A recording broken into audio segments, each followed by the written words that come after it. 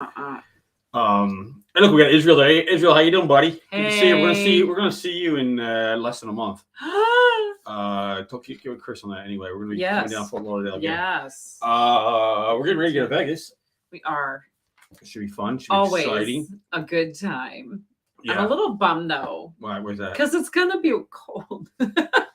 So every time we go to Vegas, it's usually really warm, if not hot. So I'm always like, oh, great. I'm going to get some pool time. I'm going to lay out in the sun. I'm going to get a little tan. And then I was checking the weather, and it's going to be like high of 60, lows in the 40s. Let's be honest. I know it's Vegas. But it's also Monday night. Yeah. We're stepping into the functions that we're involved with. It's not like we were going and we're going to have 3 days and 3 nights of activities. Indoors. It's going to be indoors. We're not going to see the daylight. All the time. The convention that we're going to is at the same hotel we're going to be at, so we might not even see daylight for 3 days, 4 days, which is so Vegas. It is so. I was just going to say that. I'm like, that's so Vegas. So anyway, so should I jump onto our topic? Jump on a topic. I want to throw some numbers out there if you jump on a topic. Okay, so we thought, we sometimes watch the news. We get news alerts all the time. We're always keeping up on what's being discussed in terms of news on our phones. And, we've heard so many things about a recession, about economic downturn. I have a few friends who've lost their jobs due to downsizing and reorgs. And I just thought, and people are talking about inflation and how much it costs for eggs. And so let me jump in here. We've had a really good economy. We've been roaring along for a long time. We have 3 children. Ashley and I have 4 children. 3 of our children have grown up and not known a downtime in the economy. And 3 of them are now in the working world. Which one hasn't? None of them have. Oh, all 3 of them have not seen a down 4. economy. But Brett's not. Right. You're right. Brett's not a working adult right now. The other three kids are supporting themselves. He's doing the. Mom, I need new shoes. Yeah, and you're buying them for him. I need new shoes. I'm such a anyway, the economy's in a really interesting space right now. We just added 17,000 jobs in the month of January. At the same time, about 70,000 plus tech jobs have gone away, and the Feds keep raising the interest rates. They raised them another 0.25%, I believe, this week. So we thought we'd talk about. I just thought it would be wise to look at some things that you can do now. So we've got 5 things that you can do now to prepare for a recession, recessionary times. And let me add in a big picture here. Big picture. We know 3 billionaires. One of our billionaire friends, it was a year ago that he started saying, dude, this economy is going to slow down. He says, time to tighten up. This was a year. It was February last year. It was February 2022. And no one listened to him for a whole. Well, and frankly, obviously he sees indicators on the scale that he's working on differently than we do. But, and it's not to say, oh my gosh, there's definitely a recession coming, or we're definitely in a recession. We don't know that yet, really. And the indicators have been mixed. There have been some mixed messages in the indicators. So I'm not saying there is a recession. I'm not saying there's going to be a recession. But you know what you can do? If you start preparing yourself with the 5 tips that we're going to offer you, they can't hurt. I'll tell you also, the rules our billionaire buddies live by. Right. Live on 20% of your income. Your income's going to cost you 40% in taxes, and invest the other 40%.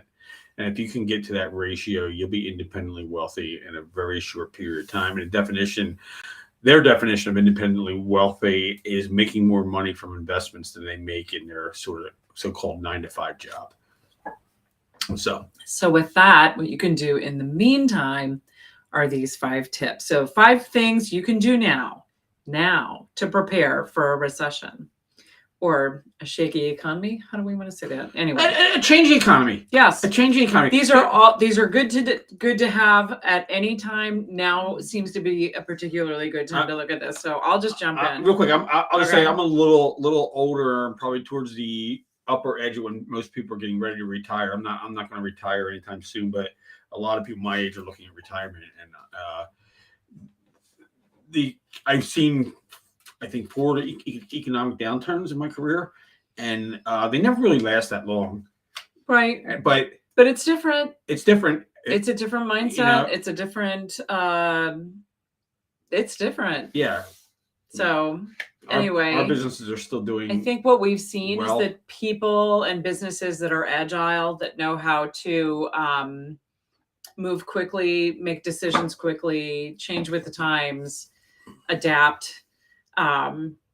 They're the ones that survive, right? The best and have the least difficulty. So that's why we thought we'd just put this together. So number 1 is focus on budgeting and building an emergency fund. That doesn't sound like fun. No, it doesn't sound like fun, but it doesn't take long to just take a look at your monthly expenses. Take a look at what you've put on your credit cards over the past month. Your rent or your mortgage, your there are some things that are pretty much fixed that you're probably always going to have. But there may be opportunities to take a look at some of those things and ask yourself where you can reduce your monthly outflow. The car industry has softened up a little bit. What does that mean? The prices have come down about 20%, 25% from cars. So this is like a year ago where you couldn't even get a car. Yeah. We can't help you if you have a car that you paid 25-30% over what you should have paid for it. You're in a bind to get rid of it. But someone else who's having a car that was holding off, it might be a good time to buy a car now. The interest rates are a little higher than they were, but the deals are better right now. If you're in an older car that's costing you a lot in repairs or costing you more, it might be a chance to get. That's your bonus tip of the day. I haven't even started. Yeah, okay, but that's cool. No, so one of the things I'll say, if you're looking for a way to streamline your monthly expenses, your local utility company has something called budget billing. And I think it's something that every utility has to offer.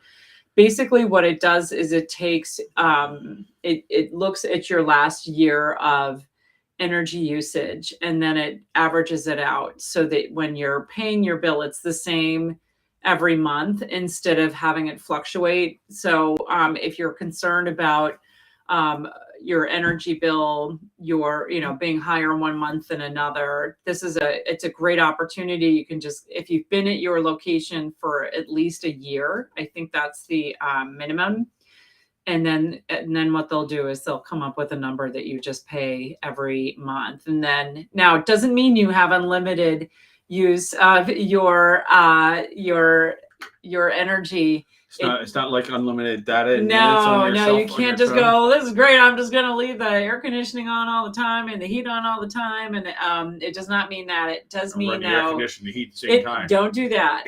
Don't do that, please. The earth begs you not to. It's more that it's going to just, it'll chunk it out in 12 payments that are the same. It'll lock you into that. But then at the end of the year, there's usually a true up. So if you've used more energy than you paid for, they're going to ask you to pay for the difference. And if you've used less, I don't know. But check with your average you probably. Yes, exactly. So take a look at that. Take a look at some of the streaming services that you have. Do you really watch that much Netflix? Do you really watch that much Hulu? Are you paying, what are you paying for and maybe not using a whole lot? I'll tell you right now, we haven't really gone to our fitness club much, and we're paying for it every month. And if we're paying for other fitness activities, we're paying for other things too. So, but yeah, now's a really good time to just take a look. It doesn't take more than, an hour, say on a weekend to just take a look at that. And that said, and an emergency fund is always a good idea, just in case you do get laid off from your job or if something happens in the economy. You want to just have a little pad there. And you might want to pad yourself a little bit more. They recommend 6 months. So, and especially if you think your job might be in a volatile situation in terms of, there were a bunch of people who didn't think they were going to get laid off probably 2 months ago. And if you don't have 6 months, it's a good goal to work towards in the future. It's just a good goal. Just to have on cash on hand and be liquid. Yeah. So prioritize paying off your high interest debt is number 2. So shoring up your finances also means tackling debt. Some of us have more than one credit card that they use.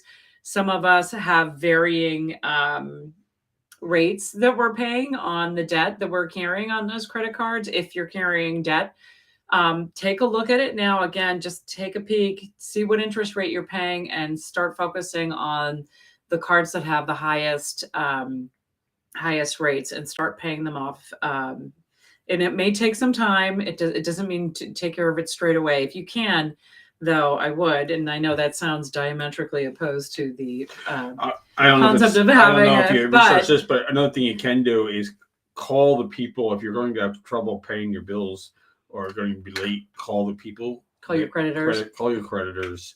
I know And it's a say, hey. scary call to make. Make that call and bite that bullet. That they will. It'll buy you at least 30 days and make the call again and buy you. And having that conversation now and working out a payment plan. First of all, you're not the first person who's called them. There's no judgment there. This is something that's been going on. It's their job to they get. Don't care. I mean, they care. They don't care. I mean, and just note, that they're working they're more willing to work with you to see how they can work out a payment plan with you, rather than say they're not going to say no. So just do some proactive outreach there. We could do it. Remember the show Roseanne? Yeah. Years and years ago, What did she had do? a joke. Did she jump from credit card to credit card? No. Yeah. She sent a check for the water company to the electric company, check for the electric company to the gas company, the mortgage. And it took them 9 months to figure it out. So she just I paid it. That was one of the jokes that she had. She sent a card. I like that. Yeah. Anyway. Yeah. Remember checks? Anyway, number 3. Number 3 is update your resume. This is just a good idea. It's like taking inventory. Just think a little bit about what you've done recently at your job, in your profession. Have you taken on some special projects? Have some of the projects that you've taken on have had some significant results? This is where something happens. Just take stock, work on it, take a look at your resume. Now take a look around and see, is this still a resume that has, am I really highlighting the skills? Am I really highlighting the knowledge that I have and bring to the table? So it's just a good idea to do it. Everybody can add work independently on their resume now. Just about. You come through that. I can work with very little supervision because I had to. Yes. So, you hear about it. There are layoffs. There are cost-cutting measures that are already starting to sweep through the tech and media sectors. So it could just, and it may not affect you, but it might. So just be prepared, right? This is like the Boy Scout thing. Be prepared. Number 4. Get creative about saving. Think creatively about other ways to save more money. Take a look and reevaluate your insurance options to make sure you have the best options for your personal circumstances. And it might mean the difference between a couple $100s a year to just check it out. And then if you've done as much as you can in the cost cutting, there's always the option of making more income, which is to say, think about other ways to earn money. Look at if it might be time to ask for a raise, depending on your company. It might be time to take on a side hustle. It might be a great opportunity to just take a look at your entire financial picture so that you're not caught by surprise. I'll say this, if you do happen to be laid off, get up every day as if you're working. If you're laid off and you have a severance package, look at that as a bonus and try to find another position as quickly as possible. In the right one. In the right position, because that severance package could be a bonus that you got extra. If you're making $80,000 a year, you got like $6,000 in severance, maybe to give you a month and a half, $7,000, $8,000 check. pop that in the bank, go find another job. The other thing, I know what I would do if I was laid off, but it's hard for me to get laid off. I'm self-employed, but if work stopped, I could probably sell a good $20,000 worth of stuff we have around this house that on eBay easily. Right. Yeah, get the whole family involved. Get the whole family involved. Start moving stuff. You've got stuff you're not going to wear anymore. We bought it practically brand new. Sporting equipment, exercise equipment. There are things that you can sell in good condition. Even like your yearbook and stuff like that. People are looking for that stuff. Really? I don't know. I don't know. I keep all my stuff. I've got enough. I keep way too much of my stuff. I should probably. I own enough guitars that I could fund a small startup music band. School. There you go. School. Yeah, and I am just like every other guitar player. I play 2 of them, so just how it goes. Anyway, yeah. Oh, go ahead. No, that's a good stay busy. Yes. If you're used to working, stay busy, have a schedule. And this is for you, those out there who might have been laid off or might have been. This isn't a vacation. This isn't sleeping until noon. We just had a family member who was promised a position later in a few months, and the offer was rescinded from a really nice offer. It was rescinded because of just they're nervous and they're cutting back. So the company was. So, the situation for him, and it's early in his career, he will find something else. But it's out there, right? There are employers out there who are worried, they're nervous, they're concerned, so they're doing what they can. So, just something to keep in mind. And the more control you are of your own destiny, the more in control you'll be of your destiny. So I'll just jump to number 5. If you have savings to invest, be savvy about it. The stock market typically slumps before a recession begins and rebounds before the economy improves. So heading into a recession can be a great time to buy stocks when the prices are lower. To reduce your tax obligations, you can also sell some losing investments, or what's known as a tax loss harvesting. But take time to meet with somebody who understands these things. You might want to reevaluate your investment strategy. Just make sure it makes sense for your life situation. Rather than dumping money into the stock market, you might want to think about your goals for investing. You might want to set up a 529 plan for expenses for a child. So the other thing to just kind of keep in mind here is that the economy is cyclical. It has been on a roaring trend for how long? It seems like a long time. The early 2000 teens, we would call it 20. So 20 yeah, teens. it's just something to keep in mind that we've been on a really good ride for a long time. It's eventually going to go down a little bit, and then it'll go back up. Nothing lasts forever. Is really more what I'm trying to say. The only way it's going to get ugly is if you don't pay attention and you think things are going to set. No. Right. There are going to be people who feel pain. Well, there are people right now who are uncertain. Right? I was looking. They had a job that they thought in the tech sector that was never going to go away and that was always going to be there, and they're like, I'm not going to name any names, but I was researching some businesses who recently went out of business, and from a business owner standpoint, someone who has had investors in the past, someone who has invested in businesses in the past. I look at some of these businesses that people invested in and was like, what were they thinking?